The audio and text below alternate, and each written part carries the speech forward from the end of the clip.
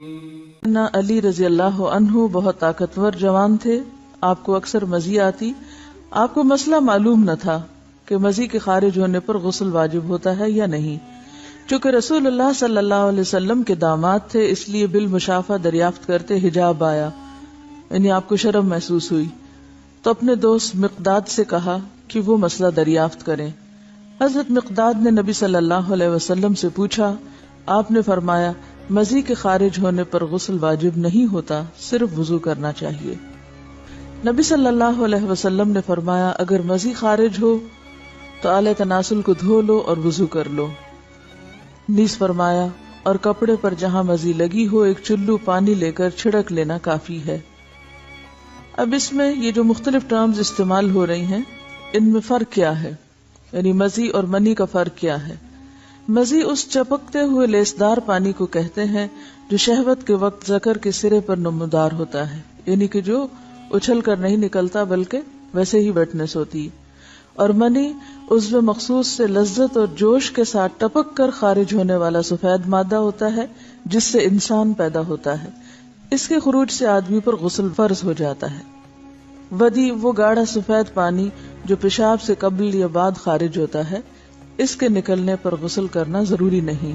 یہ اسی طرح لیکوریا بھی اس میں آ جاتا ہے. جن عورتوں کو سفید رطوبت یعنی لیکوریا کی شکایت ہوتی ہے اس سے بھی غسل لازم نہیں ہوتا، حسب معمول نمازیں ادا کرنی چاہیے. لیکوریا کا جو سیکریشن ہے اگر وہ کپڑے پر لگ جائے تو اسی طرح چلو بھر پانی سے اس کو صاف کر لینا چاہیے. صرف منی خارج ہونے سے بات نہیں بلکہ جوش کے ساتھ منی خارج ہونے کے بعد غسل واجب ہوتا ہے. صحبت اور غسل جنابت. صحابہ کرام رضی اللہ عنہم کے درمیان غسل جنابت کا ایک مسئلہ زیر بحث آیا. ایک گروہ کہتا تھا کہ غسل صرف دخول پہ فرض ہو جاتا ہے، انزال شرط نہیں، یعنی واٹر ڈسچارج جو ہے وہ ضروری نہیں. دوسرا گروہ بیان کرتا تھا کہ وجوب غسل کے لیے دخول کے ساتھ انزال بھی شرط ہے. یہ طویل مباحثہ کسی فیصلہ کن صورت پر منتج نہ ہوا. آخر قرار پایا کہ ام المومنین حضرت عائشہ رضی اللہ عنہا سے دریافت کیا جائے. حضرت عائشہ نے کہا کہ رسول اللہ صلی اللہ علیہ وسلم نے فرمایا اذا جلس بین شعبها الاربع ومس الختان الختان فقد وجب الغسل. جب مرد عورت کی 4 شاخوں کے درمیان بیٹھ جائے اور اس کا محل ختنہ عورت کے محل ختنہ کے ساتھ مس کرے تو غسل واجب ہو جاتا ہے. تو مسئلہ یہ ثابت ہوا کہ صرف دخول پر ہی مرد اور عورت جنبی ہو جاتے ہیں اور ان پہ غسل واجب ہو جاتا ہے، انزال یعنی منی کا نکلنا شرط نہیں.